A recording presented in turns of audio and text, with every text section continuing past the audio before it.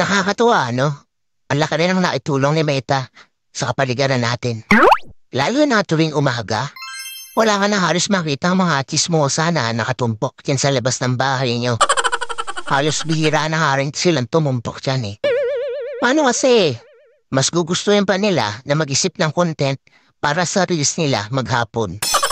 Oo, ayaw na nila makipagchismisan o makitumpok dyan sa labas ng bahay niyo.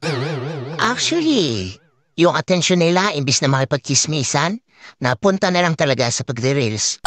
At ito pa ha, imagine ninyo. Kung dati, bumibili lang ng mga lutong ulam yung mga yan, na yun, sila na mismo ang nagluluto ng mga ulam. At, kahit pritong itlog, inire-reels pa.